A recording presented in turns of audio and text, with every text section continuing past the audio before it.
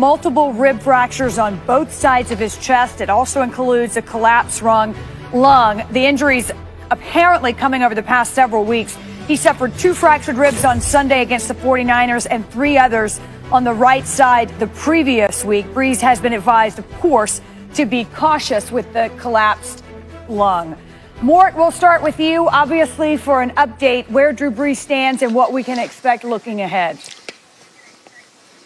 It was evident after the game that this was a serious injury. First of all, Drew Brees taking himself out and telling his coach, Sean Payton, that he could not go back in the game. If you saw Drew on the sidelines, he looked very uncomfortable.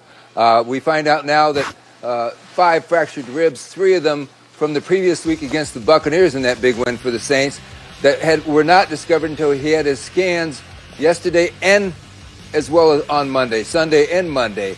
And then the punctured lung, of course, is the most serious of those. And so nobody should really expect Drew Brees back for quite some time. You know, you can say 3 weeks, 4 weeks. It just takes a while when you have pneumothorax, the punctured lung, that collapsed lung, for that to recover fully and feel secure about going forward and playing football. And absolutely nothing to mess around with. We know that. Ryan, if there's no Drew Brees, and there won't be for the short term anyway, what's the Saints' ideal situation at quarterback between Jameis Winston and Taysom Hill? I think you go with Jameis Winston. It'll look much like I think they tried to do last year with Teddy Bridgewater, although I thought Teddy Bridgewater was a better second choice to Drew Brees. And they just have to try to hold on. They were 5-0 last year. I don't see that happening with this year's team, with the way that they're made up and how dependent they are on that offense to be efficient and run exactly the way that Drew Brees can run it. So you try to hold on the best you can, insert Taysom Hill, allow him to do some of those wildcat things as a changeup, but the defense is going to have to step up. Alvin Kamara is going to have to play better, and even though he was playing great already, and Michael Thomas is going to have to do what he did for Teddy Bridgewater. I see this as a prime opportunity for the Tampa Bay Buccaneers to come up, take the NFC South, and maybe the overall top spot in the NFC. Yeah, this is huge, and this is very concerning if you're a Saints fan. I mean, when you're looking at without Drew Brees, and Mort made a great point, we really don't know when you're coming back. And even when he does come back, how long till he gets really comfortable back playing, right? I mean, this is a situation where you really don't know. I fully agree with Ryan. I think this goes Jameis Winston, but I think you'll get more Taysom Hill, right? Like, we've seen him come in, and it's like situational football, right? They have certain ideas. They want to bring these little packages in.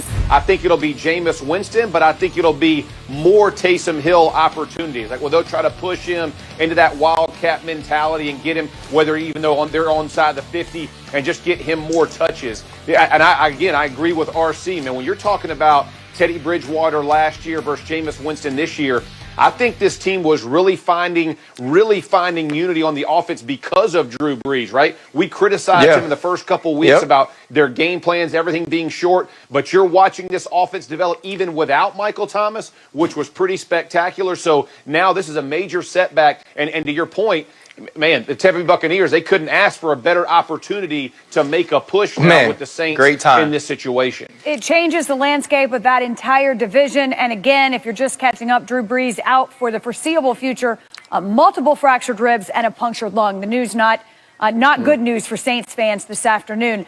He was, however, not the only injured quarterback, and Mort will get you to take us through a couple of these, including his backup, his former backup, I should say, Teddy Bridgewater.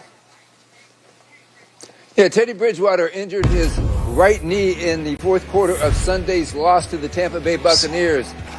There was good news after he took his MRI Sunday evening, and the good news into Monday morning when the MRI did not show any structural damage.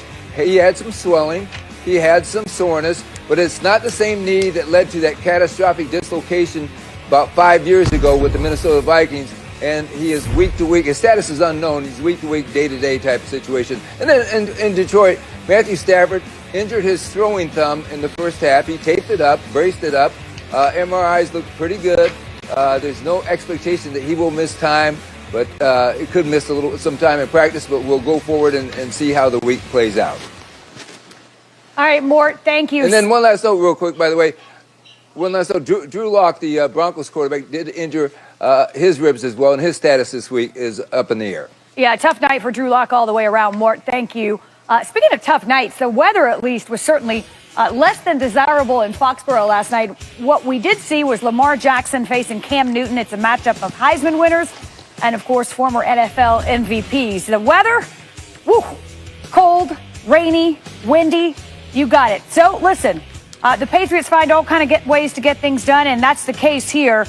Trick play alert Newton to Jacoby Myers to Rex Burkhead, Ryan. How about that? Hey, who drafts more former quarterbacks than the New England Patriots? This works out perfectly for Jacoby Myers. Right. He drops it right in over Patrick Cream. What a great throw. That's right. Myers, a former high school quarterback. Edelman as well. So you're right. Third quarter, same score. Patriots first and goal here. Newton runs in untouched, the 4-yard score. Patriots take a 20-10 lead. Here comes the rain. Ravens 4th and 1. Here comes the Raven, or do they? Gus Edwards with the carry. He picks up 11, and that will keep that drive alive. Same drive here, 2nd and 5. Jackson with Willie Snead. That's good for the score. Ravens now 23-17, so they're closer. Baltimore here, rain coming down hard as it did all night. The snap rolls past Jackson, Jeff. Look, the weather was a factor, likely. Yeah, but listen, screw this. Everybody plays in the rain, right? You got to do wet ball drills. You got to get yourself adept at making these snaps. This was not his only bad snap of the game. Guys were back there unsure about where the snap was going to be. It's got to be better in that situation. Yep. And they both had to play in it. Final score, Patriots win it.